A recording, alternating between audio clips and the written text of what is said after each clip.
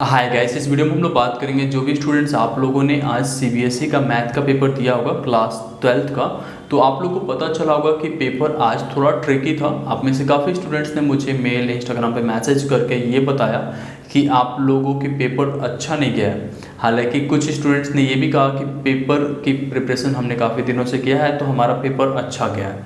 ठीक है, तो जो आपके आंसर आ रहे थे पेपर्स को लेके वो बहुत ही ज़्यादा डाइवर्स था। कुछ स्टूडेंट्स अप्रॉक्सीमेटली 70% के स्टूडेंट्स आप में से ऐसे थे जो कह रहे थे कि बहुत ही मुश्किल है पास करना। ठीक है, तो अब आप लोग के क्या क्या ऑप्शंस रहते हैं आगे के लिए, आपके रिजल्ट्स कैसे आएंगे, आपका ग्रेस मार्क्स मिलेगा कि नहीं, आप लोगों का आपके एडमिशन्स के लिए आगे क्या प्रोसीजर, अगर कंपार्टमेंट आता है तो कैसे करना है, उन सारे डिटेल्स के बारे में बात करेंगे। अगर आपने इंप्रूवमेंट में अप्लाई किया था, इंप्रूवमेंट में मार्क्स कम आए हैं तो आपके पास क्या ऑप्शंस रहता है।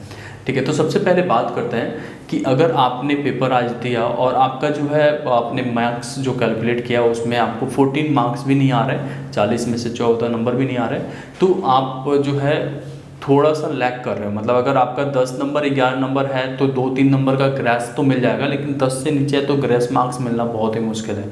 ठीक है, और पेपर आपने सारा अटेम्प्ट किया होगा तो ही जाके आपको ग्रेस मार्क्स भी मिलेगा। ठीक है, तो इन केस आपको लगता है कि आपने 4-5 मार्क्स का ही किया है या पेपर आपने खाली छोड़ के आया हो या आज एब्सेंट हो गए हो, तो आपके पास दूसरा ऑप्शंस अवेलेबल होता है। आगे मैं उसको बताऊंगा क्या ऑप्शंस आपके लिए अवेलेबल है। साथ में अब ये बात करते हैं कि ग्रेस मार्क्स हर एक सब्जेक्ट में कितना मिल सकता है, क्योंकि पेपर 40 मार्क्स का ही था तो आप लोग के जो ग्रेस मार्क्स है यहाँ पे 3 से 4 नंबर का ही रहेगा, इससे ऊपर का ग्रेस मार्क्स नहीं मिलेगा यहाँ पे। ठीक है, तो अगर मान लो आपने 10-11 नंबर ला रहे हो और 14 मार्क्स पासिंग है तो वो 2 नंबर कहीं ना कहीं से अगर मिला के टीचर्स दे सकते हैं। बट अगर आप उतना भी नहीं ला रहे हो, जैसे 9-10 9 से कम है 6-7-8, तो आपको ग्रेस मार्क्स नहीं मिलेगा। ठीक है, क्योंकि कुछ तो होना चाहिए पेपर में। स्टेप वाइज मार्किंग होगी यहाँ पे, तो अगर आपने कुछ स्टेप्स भी फॉलो किया होगा तो मार्क्स मिलेंगे। इन केस अगर आपको लगता है कि नहीं मेरा कंपार्टमेंट आ जाएगा मैथ में, तो अगर आपने इस बार कंपार्टमेंट एग्ज़ाम दिया है और 2021 में भी कंपार्टमेंट ही दिया था जो सितंबर में लास्ट ईयर पेपर हुआ था, तो आपके कंपार्टमेंट के चांस ख़त्म हो गए। अब आपका जो है सारे सब्जेक्ट में अपीयर होना पड़ेगा, वो भी अगले साल।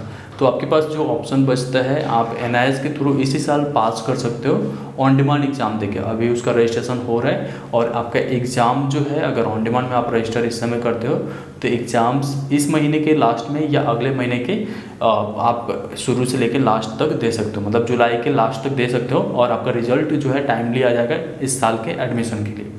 ठीक है, इन केस आपने इस बार जो है फेलियर में भरा था सारे सब्जेक्ट का और किसी एक सब्जेक्ट में आपका कंपार्टमेंट आता है, तो आपके पास ऑप्शन रहेगा दोबारा से कंपार्टमेंट एग्ज़ाम देने का। रिजल्ट आने के बाद सीबीएसई का एक कंपार्टमेंट एग्ज़ाम होगा, उसमें आप अपीयर हो सकते हो।